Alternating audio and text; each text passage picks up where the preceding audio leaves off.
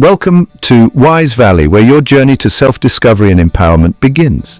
Here we dive into the transformative world of personal development, sharing powerful insights and actionable strategies that will inspire you to unlock your true potential. Whether you're seeking motivation, practical advice, or a fresh perspective, you've found your tribe. Hit that subscribe button and join our vibrant community, and let's embark on this incredible journey of growth and transformation together. Your best self is waiting. Let's find it. React less, respond better. Strategies for emotional control. Have you ever found yourself saying something you immediately regretted? Maybe in a heated argument, a stressful situation, or a moment of overwhelm? Or have you ever felt like your emotions were running the show, dictating how you act instead of you being in control? You're not alone. Emotional reactivity is something we all face at times, but here's the truth. It doesn't have to control your life. What if I told you that you have the power to change how you react in any situation by simply choosing to respond instead? Today I'm going to show you how to react less, respond better, and take charge of your emotions for a more balanced, peaceful, and empowered life. Stick around, because this could change everything for you.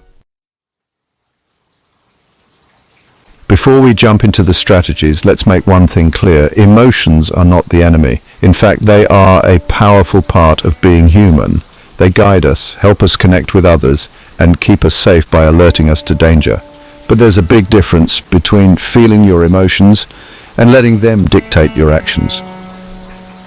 Emotional control is not about suppressing your feelings. It's about learning to express them in a healthy, constructive way without letting them derail your life or relationships. It's a skill anyone can develop, and in this video I'm going to teach you how to master it step by step. Let's start with one of the simplest yet most powerful techniques you can use to manage your emotions: the pause. It may sound simple, but taking just a few seconds to pause before reacting is one of the most effective ways to regain control.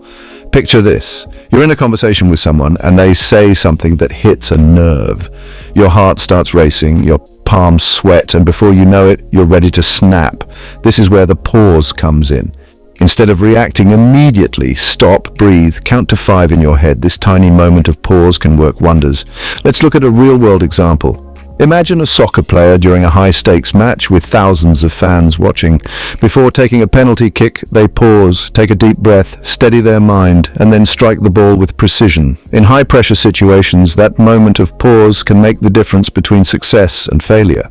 Similarly, in your daily life, you can use this pause to collect your thoughts and regain your composure, whether it's during a heated argument, a tough conversation at work, or even a stressful family situation. This simple pause creates space between your emotions and your actions, giving you time to choose your response. And remember, it's not about perfection. It's about being mindful and taking that extra second to decide how you want to react. Next, let's talk about labeling your emotions. Did you know that research shows that simply naming your emotions can help you reduce their intensity? When you label what you're feeling, whether it's anger, frustration, fear, or sadness, you are essentially giving your brain the tools to deal with it in a more constructive way.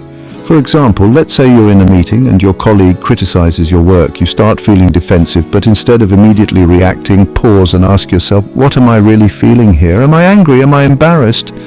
By labeling your emotions, you take away some of their power over you. This strategy works because when you put a label on your emotions, it forces you to step out of your automatic response mode and become more self-aware. You're essentially distancing yourself from the emotion, which allows you to process it rather than be controlled by it. Here's another example. Imagine you're in traffic and you're running late. That feeling of irritation starts building up.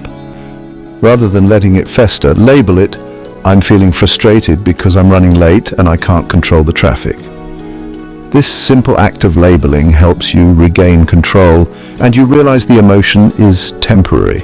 It's just a passing feeling. It doesn't have to ruin your day. Now let's dive into triggers. We all have them, specific situations, people, or experiences that push our emotional buttons. Understanding what triggers you is a crucial step in emotional control because it helps you anticipate and prepare for difficult situations before they happen. Think about it. Have you ever found yourself getting upset by the same thing over and over again?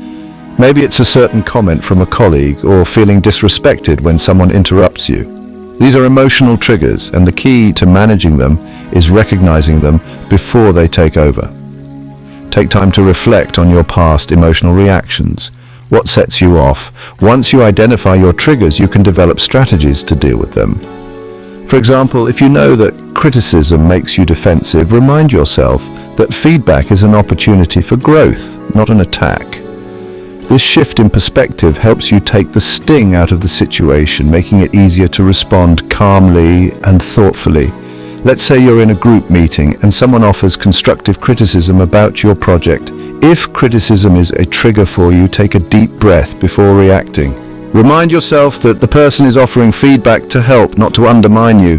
This mental shift helps you avoid that knee-jerk emotional reaction and instead respond with poise. Quick question for you. What's your biggest emotional trigger? Is it criticism, feeling overlooked, or something else? Share it in the comments below. Let's talk about it and support each other in understanding our emotional patterns. And if you're learning something new from this video, drop a comment to let me know. Your feedback helps me create content that's most helpful for you. When your emotions are running high, grounding techniques can help you bring your focus back to the present moment and regain control. Grounding is about using your senses, sight, sound, touch, smell, and taste, to anchor you when emotions feel overwhelming. This is especially helpful when you feel like you're spiraling or on the verge of losing your temper. For example, if you're feeling anxious or overwhelmed, try focusing on your breath. Breathe in for 4 seconds, hold for 4 seconds, then breathe out for 4 seconds. This simple breathing technique calms your nervous system and helps you regain composure. Another grounding technique is physical touch. If you're feeling tense, take a moment to rub your fingers together or hold an object like a stress ball. This shifts your focus from your emotions to the sensation in your hand, helping you recenter. Even small things like focusing on the sounds around you or noticing details in the room can help you stay grounded. Grounding doesn't take much time, but it makes a huge difference when you need to get back to a place of emotional balance. Finally, let's talk about reframing, one of the most powerful tools in emotional control. Reframing is simply changing your perspective on a situation. It's about looking at a challenge or stressor through a different lens to reduce its emotional impact. For example, let's say you're dealing with a difficult coworker. Instead of thinking, "This person is so frustrating and they're always rude to me," reframe it by thinking, "This person's behavior is a reflection of them, not me." Maybe they're going through something personal, or maybe they don't know how their behavior affects me. By reframing, you take the emotional charge out of the situation. This works because it shifts your focus from blame to understanding, which leads to less emotional reactivity. Reframing helps you see challenges as opportunities to grow, not obstacles to get stuck on. And this simple shift in thinking can have a profound impact on your overall well-being. Remember, emotional control is a journey, not a destination. It's about making consistent choices to react less and respond better. Every time you pause, label your emotions, understand your triggers, ground yourself, or reframe a situation, you're building the muscle of emotional intelligence. If you learned something valuable today, give this video a thumbs up. Your support helps me create more content like this, and if you haven't already, be sure to subscribe to the channel. Together we'll continue growing, learning, and mastering the art of emotional control. Hit that bell icon so you never miss a video. Until next time, keep responding with intention and living with purpose.